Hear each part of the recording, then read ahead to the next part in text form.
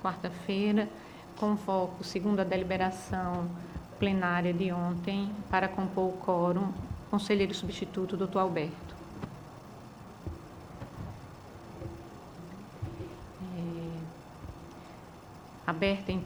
Declaro aberta então a sessão e convocando a redatora para fazer a leitura da ata da sessão anterior. Ata da 7ª sessão da 2ª Câmara do Tribunal de Contas do Estado de Alagoas. Aos 3 dias do mês de maio de 2023, no plenário das sessões do Tribunal de Contas do Estado de Alagoas, sob a presidência do excelentíssimo senhor presidente da 2ª Câmara, conselheiro Anselmo Roberto de Almeida Brito, reuniram-se os senhores conselheiros, conselheira Rosa Maria Ribeiro de Albuquerque e conselheira Renata Pereira Pires Calheiros. O Ministério Público de Contas esteve presente, representado pela procuradora Estela de Barros Lima Mero Cavalcante. Havendo número para deliberar, o excelentíssimo senhor presidente declarou em nome de Deus aberta a sessão, solicitando a leitura da ata da sessão anterior, que foi aprovada. Não havendo matéria na hora do expediente, passou-se à ordem do dia. Relatora conselheira Rosa Maria Ribeiro de Albuquerque. 25 processos de aposentadoria, aprovados acórdão 160 a 184. Relatora conselheira Renata Pereira Pires Calheiros. 17 processos de aposentadoria, aprovados acórdãos 202 a 217. Não havendo mais processos a relatar, nem quem quisesse fazer uso da palavra franqueada, o excelentíssimo senhor conselheiro presidente encerrou a sessão, agradecendo a presença de todos. Em discussão a ata. Em votação. Conselheira Renata. De acordo, senhora presidente. Doutor Alberto. De acordo também, senhora presidente. Infelizmente, eu não posso me manifestar em virtude de não estar presente na sessão que foi a... Eu estava? Dia 3 de maio. Ah, então... Também de acordo. Passamos, então, ao horário do expediente, facultando a palavra à senhora conselheira e ao senhor conselheiro, para querendo fazerem uso da mesma. Não havendo quem queira se manifestar nesse momento, passamos à ordem do dia para relatar a conselheira Renata. Senhora presidente, trago hoje a essa corte 20 processos que relatarei em bloco, sendo 12 atingidos pela prescrição e 8 pelo registro direto de ato. Destaque foram observadas as questões referentes ao tema 6655, que foram superadas pela incidência da prescrição. Destaco ainda, com ressalvas, elencadas pelo Ministério Público, nos processos dos servidores admitidos sem concurso público antes da Constituição de 88, restando preenchidas as condições previstas nas referidas previsões legais. Com a palavra, o Ministério Público. Em relação aos processos que tratam de não adequação à ADI 6655, processo 1745-2015, 4785-2014, 12965-2008, 14528-2016 e 15193-2016, nós reiteramos o parecer do Ministério Público no sentido da inadequação da manifestação técnica, uma vez que foi exercida por servidores não efetivos, ainda que a conclusão seja pelo registro tácito, com base no tema 455, o parecer da primeira Procuradoria, em todos os casos, reforça a necessidade da análise técnica, ainda nesses casos, tendo em vista a possibilidade de recurso, no caso de nulidades e irregularidades graves, mesmo após o decurso de 5 anos. Então, eu reitero esses pareceres nesses processos relacionados.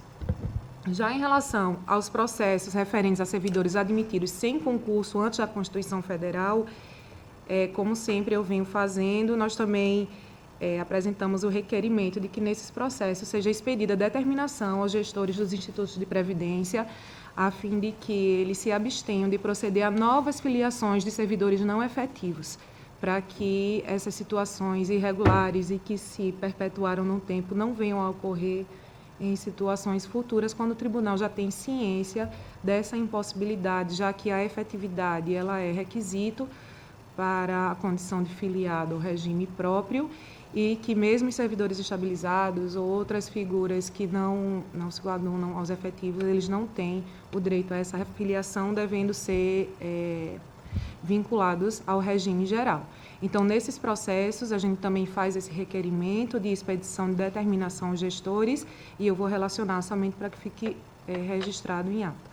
Processo 741/2019, 1721/2018, 15347/2018, 12546/2018, 15306/2018, 15347/2018, 15371/2018 e 16227/2018. Nos demais casos, nós reiteramos todos os pareceres pelo registro. Com a palavra, a conselheira Renan. Meu voto é no sentido de registrar para fins de direitos atos de concessão de aposentadoria e de pensão por morte, cientificar os gestores das prefeituras e dos fundos de previdências sociais sobre o teor das deliberações e, nos casos de aposentadoria, sobre a impossibilidade de realização da compensação previdenciária, remetendo os autos para a guarda da documentação original e ressalvar nos casos da aposentadoria de servidor admitido antes da Constituição Federal de 88. As observações do Ministério Público de Contas. Publicizar a decisão. Em discussão, os processos. Em votação, conselheiro Alberto. Com a relatora, senhora presidente. Também acompanho aprovados. Com a palavra, Vossa Excelência. Sem mais pauta, senhora presidente. Pela ordem para relatar, conselheiro Alberto. Senhora presidente, inicialmente eu preciso fazer algumas observações. É que na pauta tem um processo de número 11976 de 2015, que ele já foi julgado, inclusive, no pleno, mas nós, inclusive, não pautamos. Foi coisa, como diz assim, do senhor sistema, né? Mas, como está aqui, gostaria, de, por gentileza, de retirar de pauta. É o processo 11976 de 2015. Quanto a um outro processo, é o processo de 6152 de 2019, trata-se de um FUNCONTAS, né? E que esquecemos de colocar o nome do gestor. E como é um processo que pode acarretar prejuízo para o gestor, eu também preciso fazer a retirada de pauta devida, né? E um terceiro, que eu inclusive já até conversei com a doutora Estela, é o processo 11806 de 2017. Ele trata de um embargo de declaração oposto pelo Ministério Público de Contas, que também não trouxe o nome do gestor. Mas a doutora Estela, como sempre, né, muito inteligente e é muito apropriada, mostrou que, caso esse embargo não sejam providos, é possível ter prejuízo para o gestor. E, por isso, eu preciso também retirar de pauta, senhora presidente. Me desculpe essa questão. É o 11806 de 2017.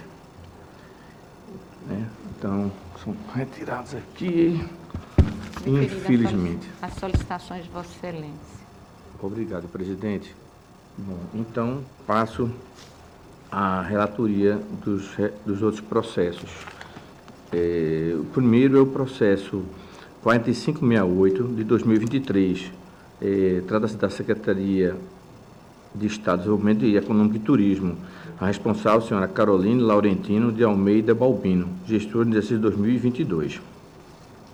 Trata-se de processo sobre o encaminhamento do ofício 156 de 2022, FUNCONTAS, que noticia o não envio no tempo regulamentar a esta acordo da terceira remessa do SICAP, correspondente ao balancete de junho do ano de 2022, da respectiva secretaria, descumprindo assim o prazo estabelecido no artigo 2º, parágrafo 1º da Instrução Normativa 2 de 2010.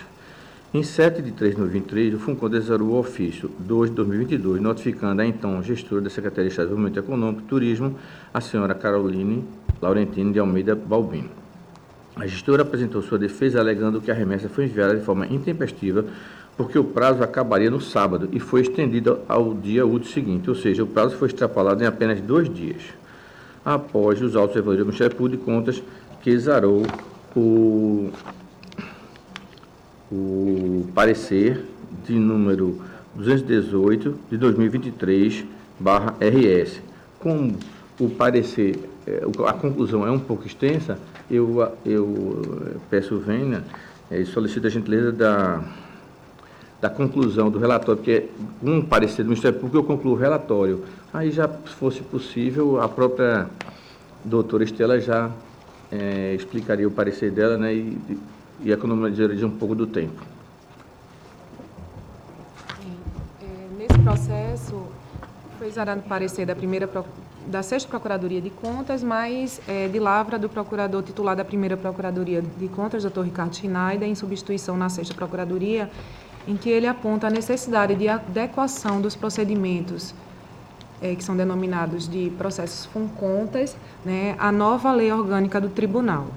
Porque, de acordo com a lei orgânica do tribunal, em seu artigo 113, constitui-se em processo o auto de infração lavrado pelo relator nas seguintes hipóteses: atraso no envio de documentos de remessa obrigatória.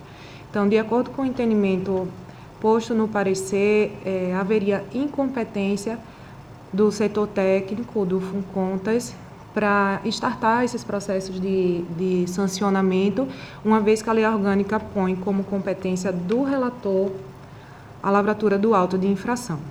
Então, esse é o primeiro ponto colocado pelo parecer, na necessidade de adequação dos processos FUNCONTAS em razão da competência fixada na lei para o relator lavrar os autos no caso de atraso no envio de documentos de remessa obrigatória, como no caso dos autos, que foi uma não remessa do calendário de obrigações.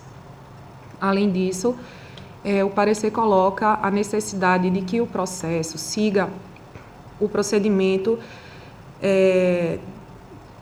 de acordo com a segregação de funções. A instauração pelo relator, a instrução pela unidade técnica e somente depois a conclusão da instrução, a análise pelo Ministério Público de Contas, como custos legis. Isso porque os processos vêm ao Ministério Público com defesa para análise das razões de defesa, quando na verdade isso deveria ser realizado por um órgão técnico da Corte.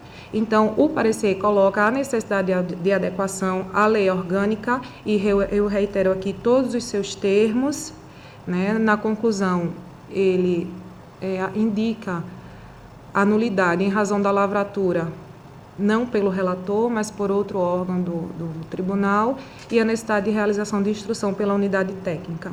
Entretanto, quando da leitura do relatório, o conselheiro Alberto fez menção a um elemento trazido em defesa, de que o atraso foi ínfimo de apenas 2 dias. Então, nesse caso, no caso da Câmara, entender pela nulidade do procedimento adotado, mas em atenção à celeridade, talvez seja importante e mais eficiente se analisar se há a utilidade e a necessidade de dar continuidade a esse processo, já que trazido esse elemento de que o atraso foi de apenas 2 dias, e essa é uma circunstância que vem sido acolhida, né, pelos órgãos aqui no tribunal, sob o viés da proporcionalidade, da razoabilidade, não se sancionar um gestor que agiu de boa-fé e que procedeu a uma remessa com um atraso praticamente significante de 2 dias. Então, eu reitero os termos do parecer do Ministério Público de Contas no sentido da nulidade do procedimento adotado, da necessidade de adequação à nova lei orgânica, mas põe uma possibilidade de que seja avaliada já a falta de utilidade em prosseguimento do processo com base nos princípios da razoabilidade e da proporcionalidade. Com a palavra, o conselheiro. Senhora Presidente, coloco de imediatamente, inclusive, né, que essa possibilidade pela razoabilidade não foi apreciada aqui na minha proposta de voto, no caso, proposta de voto a partir da sua convocação, né?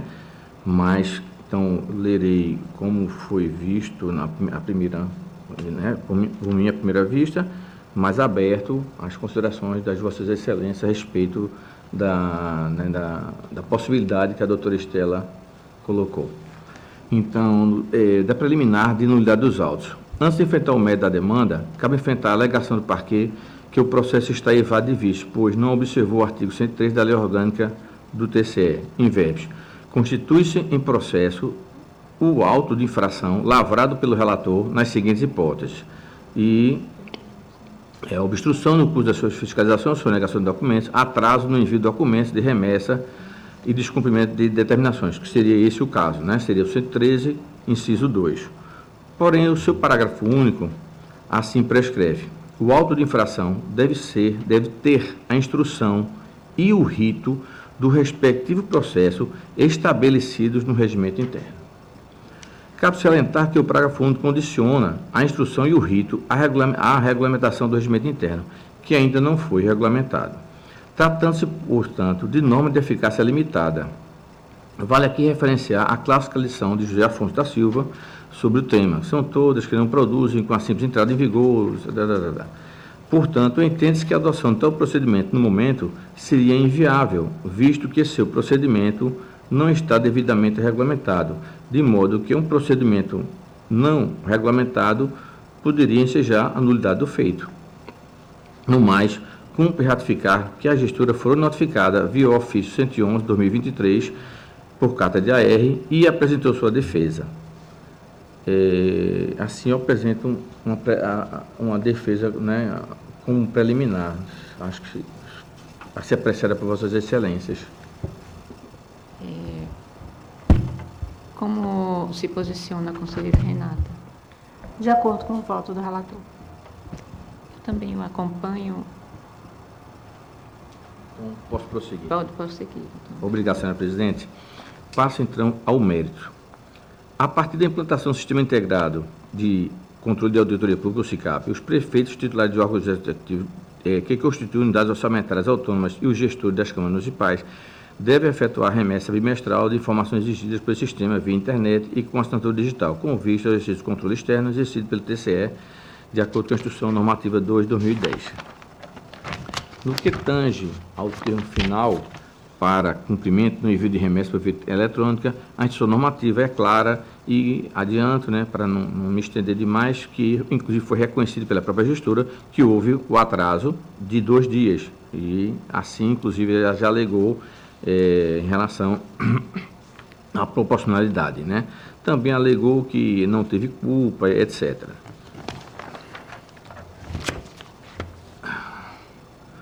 No caso, em análise, o descumprimento da instrução normativa caracteriza como falta grave e pode impedir a atuação dessa Corte. Em caso, a sanção aplicada trata de reprimenda por infração normal administrativa, clara e objetiva, e que não exige dolo ou culpa, simplesmente é uma inação objetiva. Né? Então, vou entrar à questão central. Desse modo, também, cabe mencionar que o artigo 143, inciso 2, da Lei Orgânica de número 8.790 de 2022 e dos seus equivalentes na antiga Lei Orgânica desta Corte, a número 5.604 de 94. Artigo 1º. Ao Tribunal de Contas do Estado, órgão constitucional de controle externo, concede a capital, compete nos termos da Constituição, aplicar os responsáveis em caso de legalidade da despesa e tal, assinar prazo e o artigo 143. O TCE pode ainda impor multa de R$1.000 até R$50.000 por, inciso 1º, contas julgadas irregulares de que não resulta débito. 2. Ato praticado com grave infração à norma legal, que é o caso. Já na Lei Orgânica Antiga, ele coloca também multa de até 1.000 PFAUs pelo não atendimento ao prazo fixado sem causa justificada a diligência ou decisão do tribunal. E o regimento interno antigo, né, quando o responsável for julgado em débito, poderá ir no tribunal de multa até 100% do valor atualizado do débito, etc. O não atendimento, causa justificada também. Sobre a questão da ultratividade da norma sancionatória, explica aqui. Tempus regiato, que é a norma processual, comunica que os fatos jurídicos sejam regidos inexoravelmente pela lei no início da sua vigência, não podendo ser interpretados de forma restritiva ou descolado de todo o sistêmico.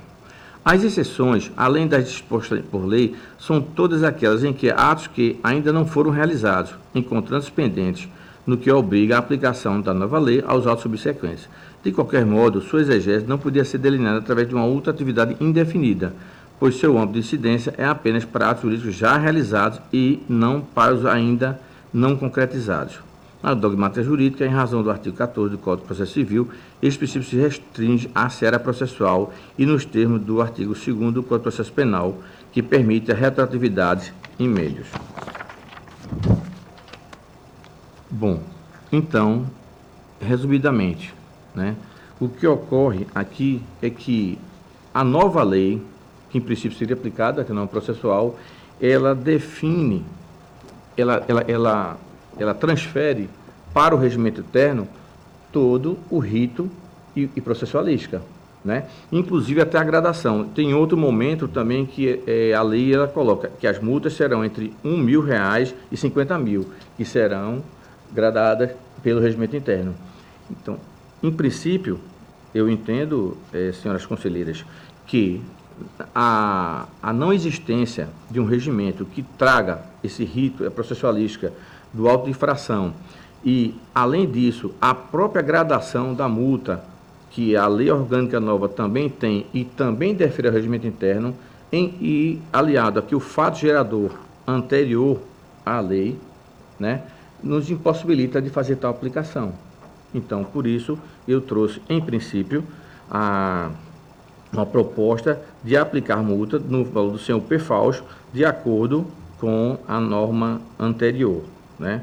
E é o que eu proponho, mas, como disse a senhora presidente, a senhora conselheira, estou aberto às possibilidades que a doutora Estela, sempre, né, magnânima, trouxe para esta corte. E que eu não o trouxe porque, em determinado momento, eu trouxe, inclusive, parecer à doutora Estela, que, para que fosse fixado um período que seria um período da graça, né?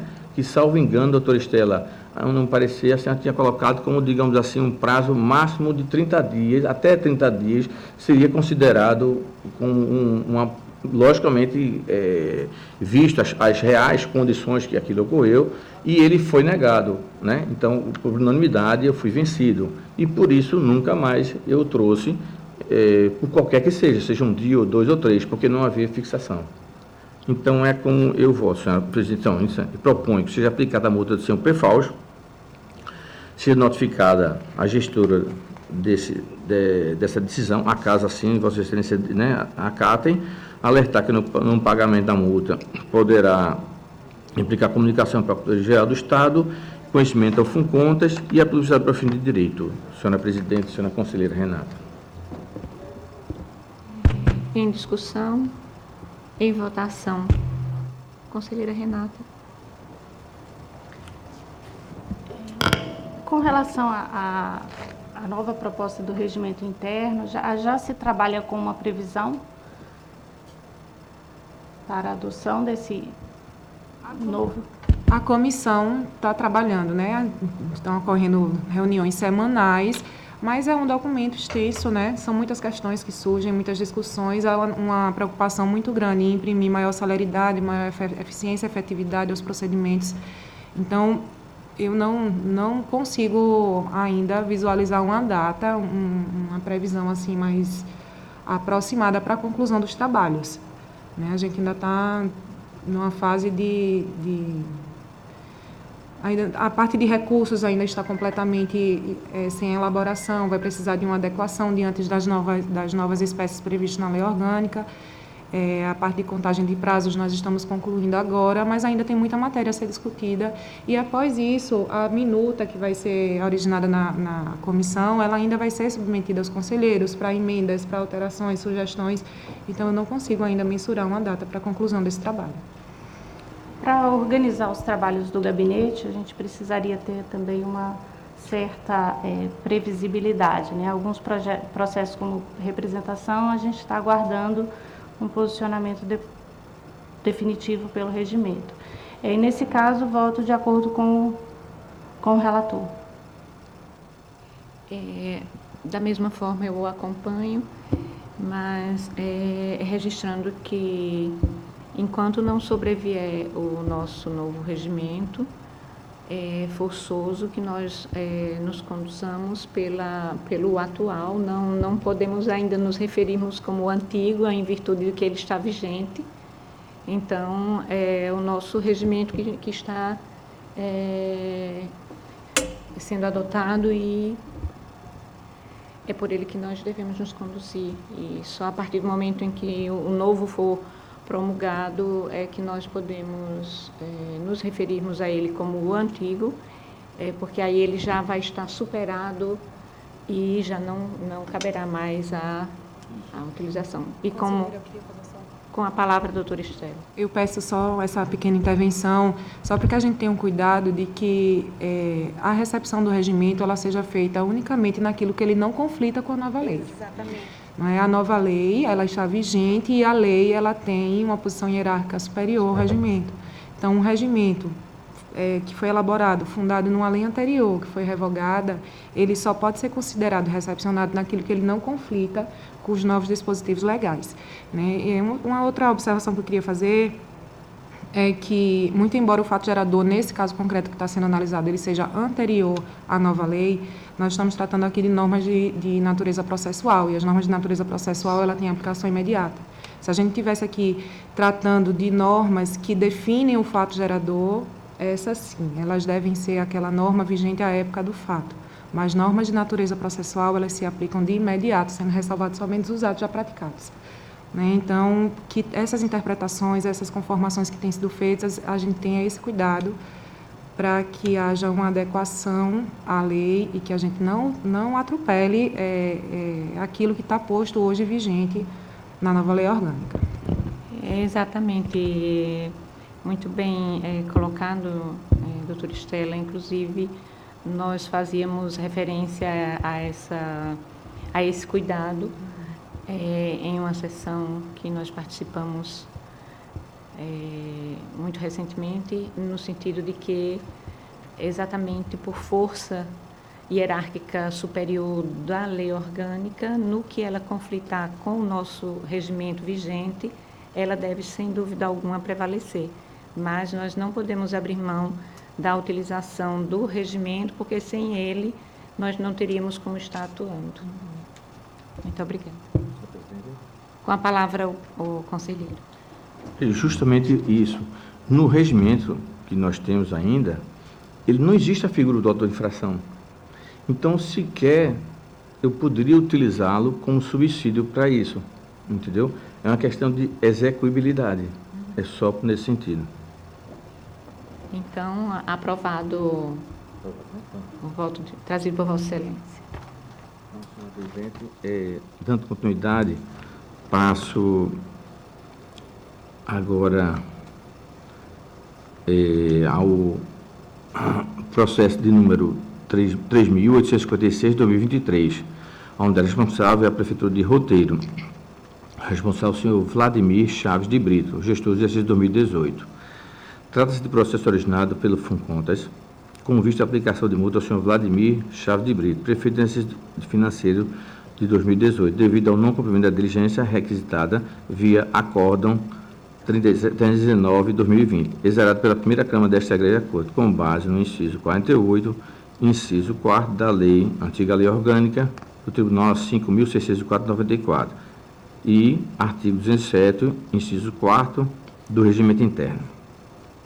O referido acórdão determinou, conhecida a presente denúncia, uma vez satisfeitos os requisitos para a admissibilidade do feito, previsto no artigo 91 da Resolução 3 de 2003 do Regimento Interno e apurar os fatos correlatos.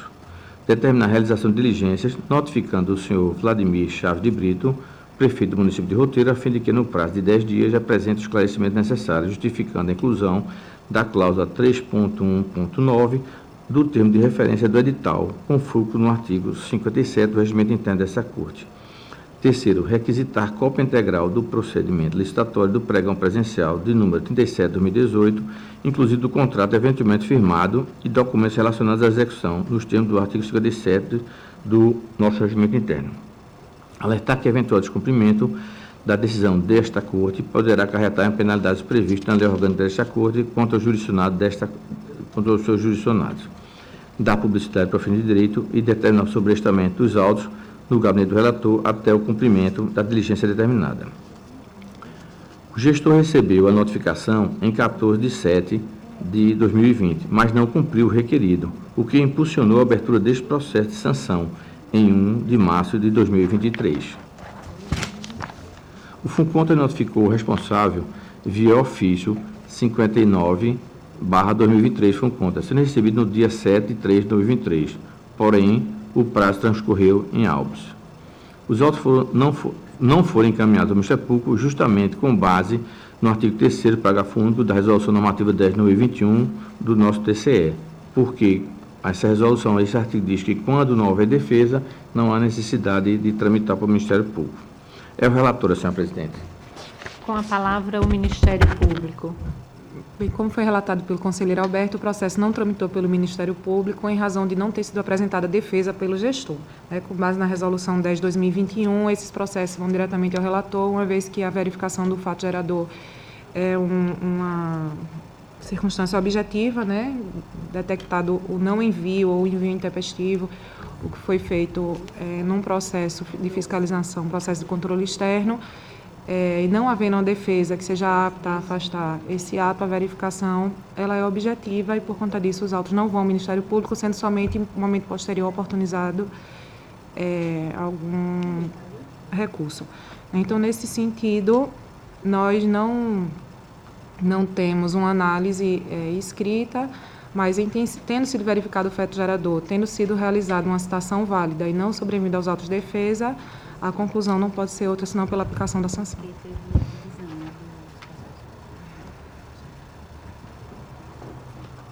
Com a palavra, o conselheiro. Ansiasar o análise médico feito, como salientar que tanto a lei orgânica antiga, 5.604/94, que era vigente ao tempo do fato, quanto a nova lei orgânica 8.790/2022, prevê a possibilidade de aplicação de multa ao gestor que não cumpre a diligência requestada pelo tribunal.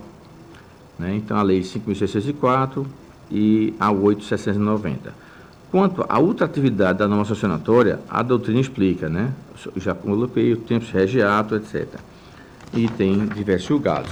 Portanto, como as duas leis tratam a situação como passível de serem sancionadas, cabe analisar o feito sobre a lei 5.604 e o regimento interno vigente, em razão de, justamente, que, como eu coloquei,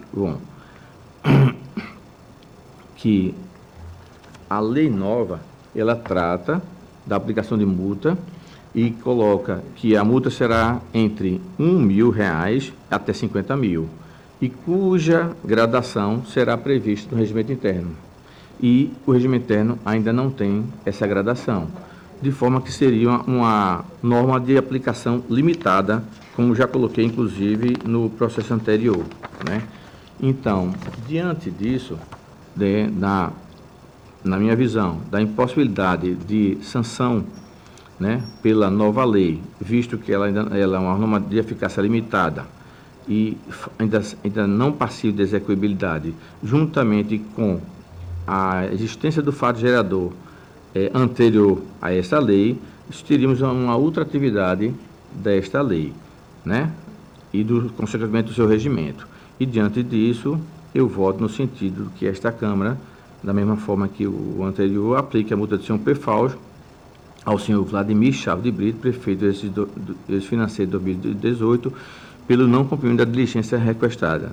Notificar ao ex-gestor do sancionamento e, caso não proceda o pagamento no prazo de 15 dias, após o trânsito julgado, o processo será enviado à Procuradoria-Geral para a fim de juizamento. Dar conhecimento à direção do Funcontas e a publicidade para o fim de direito. Senhora presidente, senhora conselheira, é como eu voto nesse processo. Em discussão, o processo. Em votação, conselheira Renata. De acordo com o relator. Também eu acompanho, aprovado. Com a palavra, o conselheiro. Gravosa, mas já foi. Obrigado.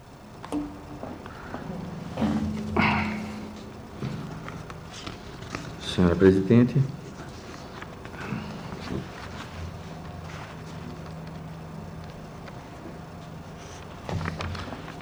dando continuidade à relatoria, passo a relatar também em bloco, processo de registro de ato de pessoal, que foi encaminhado a Vossas Excelências através do ofício circular de número 4 de 2023. Esses processos tratam uma aposentadoria por invalidez, o processo 8.048/2014, mais 2 processos, aposentadorias voluntárias, que são os processos 11.205 de 2013, o processo 13.844 de 2015 e o processo auxílio pensão por morte de número 2.771 de 2016.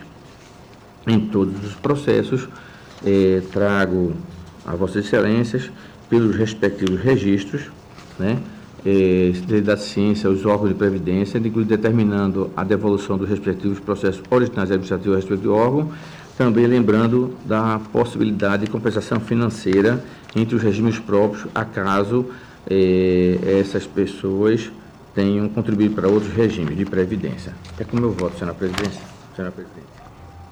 Com a palavra o Ministério Público. Eu reitero os pareceres escritos, né, que foram exarados em cada um dos processos, no sentido do registro. Somente em relação ao processo 1384 de 2015, eu reitero aquela solicitação de expedição de determinação ao gestor do Instituto de Previdência, no sentido de que se abstenha de proceder a novas filiações ao regime próprio de servidores não efetivos. Com a palavra o conselheiro. Senhora presidente, por minha parte, já acato. E assim incluo esse acréscimo no voto. Com a palavra, conselheira Renata. Sem mais pautas para o dia de hoje. E Para já- deliberar sim, para sobre o processo. Sim, Acompanhe. como já havia manifestado anteriormente, de acordo. Eu também o acompanho. Aprovado. Com a palavra ainda, Vossa Excelência. Então, assim encerro minha pauta por hoje, senhora presidente. Dessa forma, passo a relatar os processos que estão sob minha relatoria. Nesta sessão estão pautados 51 processos. No entanto, nós estamos retirando de pauta 31 deles, em virtude de que os mesmos são processos que estão em vista em nosso gabinete e nem o conselheiro originário, que é conselheiro Anselmo, nem o conselheiro que estava com os processos em vista e que foram encaminhados, foi pedido por nosso gabinete também em vista, ele também não está para devolução, então eu estou os retirando de pauta e relatando apenas os atos inerentes à nossa própria relatoria, e eles são os que estão constantes do ofício número 12 de 2023, encaminhado aos gabinetes de Vossas Excelências, e tratam de atos de pessoal, e com relação aos mesmos, o nosso posicionamento é no sentido de que seja concedida a aposentadoria e pensões apreciadas, em virtude de estarem revestidos da legalidade exigida, e seus respectivos registros. É como me posiciono. Com a palavra, o Ministério Público. Eu reitero novamente os pareceres escritos, no sentido do registro dos atos concessivos, fazendo observação somente em relação ao processo 8809/2019, no qual nós fazemos novamente aquela solicitação de expedição de determinação ao gestor do Instituto de Previdência, no sentido da não filiação de servidores não efetivos ao regime próprio. Nós estamos acatando a solicitação do Ministério Público com relação ao processo citado. Em discussão, os processos. Em votação, conselheira Renata. De acordo, senhora presidente. Conselheiro Alberto. De acordo, senhora presidente. Aprovados. Ficando dessa forma, fim da nossa pauta, passando a palavra à senhora conselheira e ao senhor conselheiro no horário das explicações pessoais, caso querendo fazerem uso da mesma. Não havendo quem queira. Com a palavra, doutor Alberto. Desculpe, senhora presidente. Mas, Com a palavra, Vossa Excelência. como a senhora colocou, né, e embora não seja uma questão nada processual, mas eu acho muito importante, né? Pode até parecer que eu estou aqui fazendo propaganda de uma coisa, não. É que o nosso mundo, o mundo está muito briguento, né? Muito raivoso e, basicamente, falta de amor, né? De exercício do amor. E existe um filme chamado Uma Mãe contra um País, que é um libelo ao amor, à compreensão, à tolerância, que é simplesmente fantástico. Então, perdoe-me novamente, eu sei que não é muito apropriado, mas porque isso pode até facilitar nós melhorarmos as nossas condutas, inclusive na Corte de Contas, entendeu? Em qualquer canto. É isso que eu só fazer essa pequena propaganda, porque ele é um libelo ao amor, à compreensão, à tolerância. Viu? Só isso. Desculpe. Não há o que se desculpar, conselheiro. Pelo contrário, o horário é justamente de explicações pessoais e foi franqueada a palavra a Vossa Excelência e trazendo um assunto que realmente é palpável no mundo que nós estamos vivendo e que está realmente muito carente. Muito obrigada pela a dica, pela sugestão do filme.